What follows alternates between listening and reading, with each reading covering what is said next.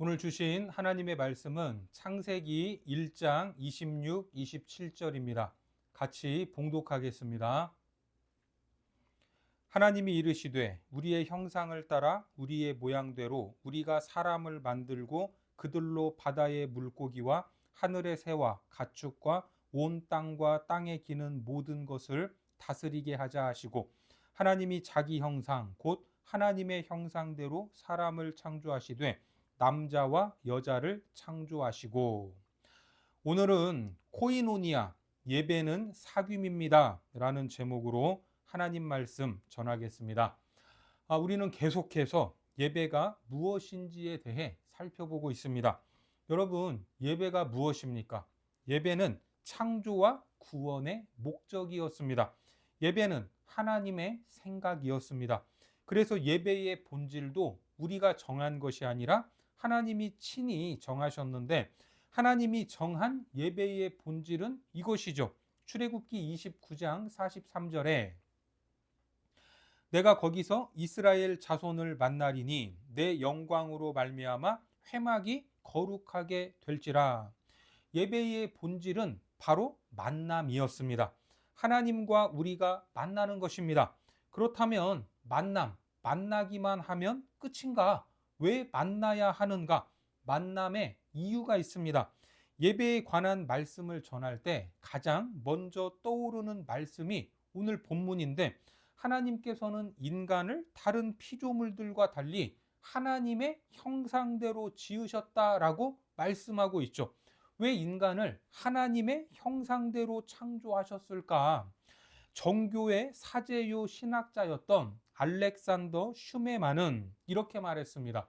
오직 인간만이 하나님이 주신 복에 대해 찬양으로 응답할 수 있는 존재다, 이렇게 말했는데, 인간이 하나님의 형상대로 지어지지 않았다면 하나님이 주신 복에 대해 찬양으로 응답할 수 있을까? 사자나 호랑이나 이 짐승들은 하나님이 주신 복에 대해서 찬양으로 응답할 수 있습니까? 동물들은 그렇게 응답할 수 없습니다. 왜냐하면 하나님의 형상대로 창조되지 않았기 때문입니다. 찬양할 수 있는 존재는 오직 하나님의 형상대로 지음받은 사람만 할 수 있습니다. 그래서 예배를 통해 만나야 하고, 그 만남을 통해 이제는 무엇으로 나가야 합니까? 사귐으로 나가야 합니다. 예배는 하나님의 계시에 대한 인간의 응답으로서, 계시가 뭡니까? 계시는 감추어져 있던 것이 드러나는 것, 베일에 쌓였던 것이 드러나는 것입니다. 하나님은 예배를 통해 자기를 드러내시죠. 예수님을, 성령님을 드러내시고 자기 자신을 온전히 예배를 통해 드러내십니다. 그래서 예배자들은 하나님의 계시에 대해 찬양으로 응답합니다. 감사로 응답합니다. 기도로 응답합니다. 예물로 응답합니다. 이것이 바로 사귐이다라는 거죠. 하나님께서 인간을 하나님의 형상대로 지으시지 않았다면 이러한 사귐은 불가능합니다. 하나님은 예배를 통해 당신의 자녀들과 사귐을 갖기 원하셨습니다. 바로 사귐을 위해 하나님은 인간을 당신의 형상대로 창조하신 것입니다. 하나님의 형상대로 창조되지 않았다면 우리는 하나님을 알 수도 없고 알매 따라 응답할 수도 없었을 것입니다. 그리고 영적인 일에 관심을 가질 수도 없습니다. 그러니까 예배는 신비한 사건입니다. 하나님께서 예배를 통해 자신을 드러내시고 우리와 실제로 만나시기 때문입니다. 예배 시간에 우리 영혼을 만져주시는 하나님을 여러분들은 느끼시지 않습니까? 이것을 제임스 화이트는 심오한 경지다라고 말을 합니다. 이처럼 하나님의 형상대로 인간을 지으신 것에 우리는 예배의 본질을 발견할 수 있는데, 지난 시간에 예배의 본질은 만남이라고 했죠. 그렇게 만나는 이유는 이제 무엇입니까? 사귐이다라는 것을 기억하시기 바랍니다. 예배의 본질이 사귐이다라는 근거는 우리를 부르시는 목적에서도 찾을 수 있습니다. 고린도전서 1장 9절을 보면 너희를 불러 그의 아들 예수 그리스도 우리 주와 더불어 교제하게 하시는 하나님은 미쁘시도다. 우리를 왜 불러냈습니까? 주님과 더불어 교제하는 것입니다. 여기서 말하는 교제, 이 말이 우리가 많이 들어봤던 코이노니아라는 말입니다. 하나님이 나를 부르시는 목적은 교제하기 위해서, 코이노니아를 위해서 우리를 불러내셨다라는 겁니다. 이 내용을 잘 표현하는 말씀이 요한 1서에 있죠. 요한 1서 1장 3절을 보시면 우리가 보고 들은 바를 너희에게도 전함은 너희로 우리와 사귐이 있게 하려 함이니 우리의 사귐은 아버지와 그의 아들 예수 그리스도와 더불어 누림이라. 여기에 보니까 사귐이라고 말씀을 하죠. 이 사귐이 바로 코이노니아입니다. 우리의 사귐, 이것이 뭡니까? 아버지와 그의 아들 예수 그리스도와 더불어 누리는 것입니다. 이처럼 우리의 사귐은 아버지와 그의 아들 예수 그리스도와 더불어 누리는 은혜요, 영광입니다. 어떻습니까? 하나님과의 사귐, 이 코이노니아는 단순한 것이 아니라 굉장히 큰 의미를 가지고 있습니다. 하나님의 은혜, 그분의 영광을 어떻게 죄악된 우리가 더불어 누릴 수 있겠습니까? 그런데 예배를 통해서 하나님을 만나면 그 만남 속에서 사귐이 이루어지게 되니까 하나님과 우리 인간이 가까워지는 겁니다. 사귐으로 더불어 누리는 것입니다. 그렇게 가까워진 것을 코이노니아다라고 표현을 합니다. 뗄래야 뗄 수 없는 관계를 말하는 것. 그래서 예배는 바로 코이노니아, 사귐인 것입니다. 이 사귐을 통해 우리는 또한 하나님의 마음을 알 수 있습니다. 그래서 말씀 중에, 찬양 중에 때로 마음이 감동하는 이유가 무엇입니까? 하나님께서 성령을 통하여 우리의 마음을 만져주시기 때문입니다. 아, 하나님이 나를 이렇게 사랑하시는구나 하며 그 하나님의 사랑을 알게 됩니다. 느끼게 됩니다. 사귐을 통해 하나님의 뜻을 알게 되어 그 뜻에 순종할 결단을 하기도 합니다. 하나님의 마음을 알게 되면서 나의 연약함과 죄악도 깨닫게 됩니다. 왜요? 나를 보고 마음 아파하시는 하나님의 마음이 느껴지기 때문입니다. 고린도전서 2장 10절에 보니까 오직 하나님이 성령으로 이것을 우리에게 보이셨으니 성령은 모든 것, 곧 하나님의 깊은 것까지도 통달하시느니라. 이러한 사귐으로 우리에게 하나님이 사랑이시다라는 것을 드러내시고 우리 역시 이 사귐을 통해 하나님께 대한 사랑 고백을 드릴 수 있는 겁니다. 이사야 말씀을 보면 예배 때마다 우리가 경험하는 실제적인 체험이죠. 이사야 61장 1절 이하의 말씀에 주 여호와의 영이 내게 내리셨으니 이는 여호와께서 내게 기름을 부으사 가난한 자에게 아름다운 소식을 전하게 하려 하심이라.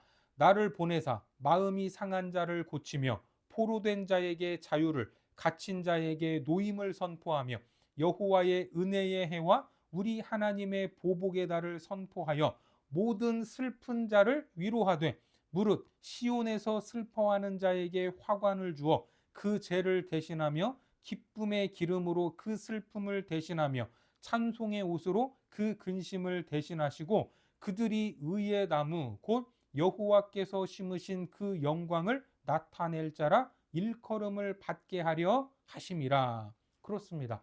하나님은 예배를 통하여 우리의 아픈 상처를 만져주시고 고쳐주십니다. 상한 마음을 회복시켜 주시고 슬픔 대신 기쁨의 기름을 부어 주십니다. 또한 찬송의 옷을 입혀 주시고 의의 나무를 만들어 여호와의 영광을 드러낼 자다, 이렇게 만드십니다. 그렇게 우리를 치유하시는 것입니다. 이 놀라운 은혜를 우리는 언제 경험할 수 있습니까? 예배 시간에 경험할 수 있는데 바로 하나님과의 사귐을 통해 이것들을 체험하는 것입니다. 그리고 한 걸음 더 나아가서 좀 더 진한 사귐이 무엇인지 보겠습니다. 이 고린도전서 말씀인데 고린도전서 10장 16절에 우리가 축복하는 바 축복의 자는 그리스도의 피에 참여함이 아니며 우리가 떼는 떡은 그리스도의 몸에 참여함이 아니냐. 이 말씀은 성찬에 대한 말씀이죠. 성만찬을 참여하는 모든 행위가 어디에 참여하는 겁니까? 그리스도의 몸에 참여하는 것입니다. 떡을 떼면서 그리스도의 몸에 참여하고 포도주를 마심으로 그리스도의 피에 참여하는 것입니다. 여기에 나오는 이 참여라는 말이 바로 코이노니아라는 말입니다. 이처럼 우리를 그리스도의 몸에 참여시키기 위해 하나님은 무엇을 하셨습니까? 우리를 그리스도의 몸에 참여시키기 위해 예수님은 무엇을 하셨습니까? 로마서를 통해 우리가 이것을 자세히 알 수 있죠. 로마서 1장에서 10장까지의 내용을 요약하면 우리를 의롭게 하기 위해서 하나님은 외아들, 독생자를 제물로 내어 주셨습니다. 외아들이신 예수님은 자기 자신을 속죄 제물로 십자가 위에 내어 자기 자신을 드리셨습니다.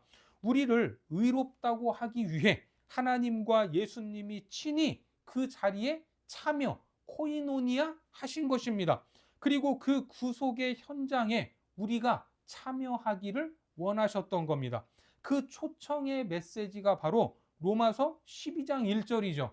로마서 12장 1절을 보면 그러므로 형제들아 내가 하나님의 모든 자비하심으로 너희를 권하노니 너희 몸을 하나님이 기뻐하시는 거룩한 산 제물로 드리라. 이는 너희가 드릴 영적 예배니라. 이것이 코이노니아입니다. 그리고 이것이 너희가 드릴 예배다라고 선언하십니다. 예배는 사귐 아닙니까? 어떻게 몸을 드려야 합니까? 하나님은 자기 자신의 몸보다 더 소중한 외아들을 우리에게 내어 주셨습니다. 그 예수님께서도 하나님의 말씀에 순종하여 십자가에 자기를 내어 주셨습니다. 최선을 다해 주신 하나님은 바로 우리에게도 최선을 요구하고 계시는 겁니다. 전부를 주신 예수님은 우리에게도 역시 전부를 요구하시는 겁니다. 이것이 바로 코이노니아, 참여의 의미인 것입니다. 그러니까 사귐은 참여요, 헌신입니다. 이처럼 코이노니아는 코이노니아로 만나야 합니다. 하나님의 참여는 곧 우리의 참여로 만나야 하는 것입니다. 우리가 1세기 예배에 대해서 배웠지만 1세기 예배는 말씀 예전과 성찬 예전으로 이루어져 있습니다. 말씀 예전을 통해 하나님은 우리에게 말씀하셨고 성찬 예전을 참여하면서 우리는 그리스도 예수 안에 있음을 느꼈습니다. 사귐에 더 깊고 넓은 또 다른 의미가 있습니다. 그것은 바로 연보입니다. 최선을 드리고 최선을 받는 것인데 이것이 사귐입니다. 이 사귐의 의미가 굉장히 깊고 넓죠. 로마서 15장 26절에 보시면 이는 마게도냐와 아가야 사람들이 예루살렘 성도 중 가난한 자들을 위하여 기쁘게 얼마를 연보하였음이라. 여기에 연보라는 말이 나오는데 이것이 코이노니아입니다. 어떻게 연보가 사귐으로 표현될 수 있을까? 마태복음 6장 21절에 보면 내 보물 있는 그곳에는 내 마음도 있느니라. 물질이 있는 그곳에 무엇이 있어요? 우리의 마음이 있다는 겁니다. 마음이 가는 곳에 물질이 따라가고 물질이 가는 곳에 마음이 따라가는 것, 이것이 사실입니다. 그래서 우리가 기쁜 마음으로 헌금을 하는 행위는 곧 주님을 사랑하는 마음을 드리는 것과 같습니다. 하나님을 사랑하는 마음이 연보, 이 헌금으로 표현되는 것 아닙니까? 그래서 헌금도 뭐라고 해요? 코이노니아다, 이렇게 말하는 것입니다. 어떻습니까? 여러분들이 드리는 예배에 하나님과의 만남이 있습니까? 하나님과의 참된 사귐이 있습니까?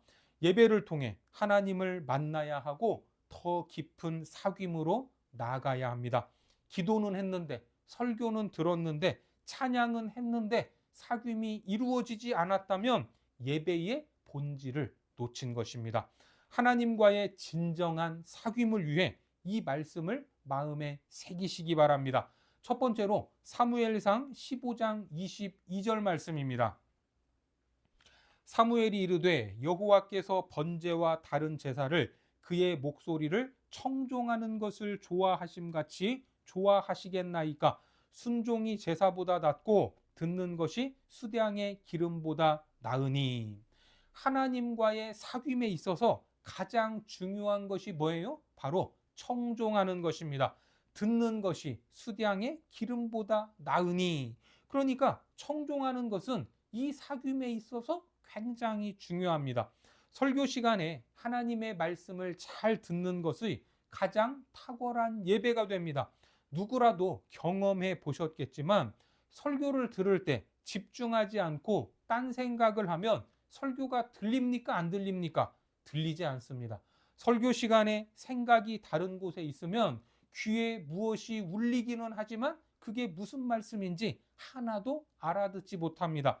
그래서 사귐을 위해 필요한 것, 그것이 무엇입니까? 청종입니다. 말씀을 청종해야 합니다. 그리고 두 번째로 시편 62편 8절에 보면 백성들아 시시로 그를 의지하고 그의 앞에 마음을 토하라. 하나님은 우리의 피난처시로다. 셀라. 친정에 오지 않던 이 시집간 딸이 친정에 왔습니다. 친정 엄마가 볼 때 낯빛이 너무나 좋지 않아서 넌지시 물었어요. 집에 무슨 일 있냐? 너 어디 아프냐? 그랬더니 딸은 아니 나 괜찮아. 아무 일도 없어. 이렇게 밥을 먹고 과일도 함께 먹고 있는데 아무래도 무슨 일이 있는 것 같아서 계속 물어봐도 괜찮다고만 하다가 자기 집으로 돌아갔습니다. 그런데 아니나 다를까 얼마 있다가 이혼한다고 말을 하는 거예요. 그런데 우리들도 이런 식의 예배를 드릴 때가 종종 있습니다. 너무너무 힘든데 기도할 때마다 종교적인 언어로만 기도하다가 끝납니다. 그런데 하나님은 뭐라고 말합니까? 그의 앞에 마음을 토하라. 하나님은 우리에게 시시로 그를 의지하라. 시시로 언제든지 네 마음을 내 앞에 토해라. 이렇게 말합니다. 힘들면 힘들다고 말하라는 것입니다. 괴로운 것을 혼자 안고 가지 말라는 것입니다. 원망, 슬픔, 분노 다 좋다 이겁니다. 내 앞에, 하나님 앞에 다 내려놓으라고 말씀하십니다. 내 마음을 토하라. 하나님이 우리의 피난처이심을 믿으시고 예배 시간에 그분 앞에 여러분들의 마음을 토하듯 모두 다 내려놓으시기 바랍니다. 예배 자리에 참석한 분들을 보면 다들 진지하고 엄숙하고 참된 예배자들로 보입니다. 그런데 하나님은 우리의 겉모습만 보는 것이 아니라 우리의 중심을 보시는 분 아닙니까? 우리는 이 말씀을 통해 우리의 마음을 돌아봐야 할 것입니다. 마태복음 15장 8절에 보니까 이 백성이 입술로는 나를 공경하되 마음은 내게서 멀도다. 입으로는 겉으로는 얼마든지 주님을 공경하는 것처럼 보입니다. 하지만 그 마음이 뭐냐 하는 것입니다. 하나님은 마음을 원하시죠. 진정한 만남, 깊이 있는 사귐은 몸만 와 있다고 해서 이루어지는 것이 아닙니다. 그 마음이 와야 합니다. 그래서 복음주의 신학자 존 파이퍼 목사님은 이렇게 말합니다. 진정한 예배는 그 본질상 마음의 문제다. 예배에 있어 마음의 문제는 작은 것이 아니라 훨씬 더 크고 중요한 문제다. 그렇습니다. 예배는 마음의 문제입니다. 성경에서도 그 마음에 대해서 말씀하고 있죠.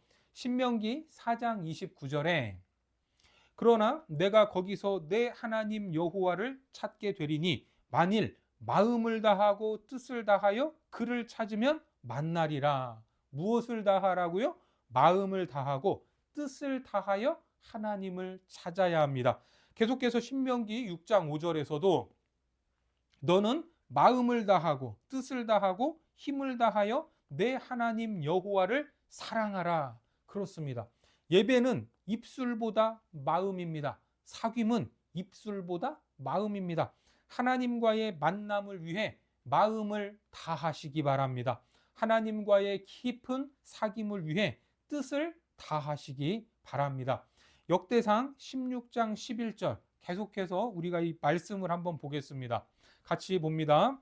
여호와와 그의 능력을 구할지어다. 항상 그의 얼굴을 찾을지어다. 시편 105편 여호와와 그의 능력을 구할지어다. 그의 얼굴을 항상 구할지어다. 이사야 40장 오직 여호와를 앙망하는 자는 새 힘을 얻으리니 독수리가 날개치며 올라감 같을 것이요 다른 박질하여도 곤비하지 아니하겠고 걸어가도 피곤하지 아니하리로다. 아가서 2장 나의 사랑하는 자가 내게 말하여 이르기를 나의 사랑 내 어여쁜 자야 일어나서 함께 가자. 바위 틈 낭떠러지 은밀한 곳에 있는 나의 비둘기야 내가 내 얼굴을 보게 하라. 내 소리를 듣게 하라. 내 소리는 부드럽고 내 얼굴은 아름답구나. 하나님은 왜 만나자고 하십니까? 왜 우리의 얼굴을 보려고 하십니까? 사귀고 싶어서입니다. 예배는 사귐입니다. 여러분들의 예배에 하나님과의 사귐이 이루어지고 있습니까? 하나님께서 내가 드리는 예배를 보시면서 입술로는 나를 공경하는 것 같은데 마음은 아직 멀었구나. 그렇게 말씀하신다면 어떨까요? 하나님은 지금 나의 중심을 보고 계십니다. 하나님이 나를 만나고 싶으셔서 이 예배를 만드셨습니다. 예배의 본질은 만남이다 라는 것을 기억하시기 바랍니다. 그 만남을 통해서 깊은 사귐이 있어야 합니다. 그 하나님의 능력으로 이 예배를 통하여 새 힘을 얻고 그 은혜 안에 머무는 복된 삶을 살아가시기를 주님의 이름으로 축원합니다. 기도하겠습니다. 하나님, 우리를 하나님의 형상대로 지으시고 예배하는 존재로 만들어 주시니 감사합니다.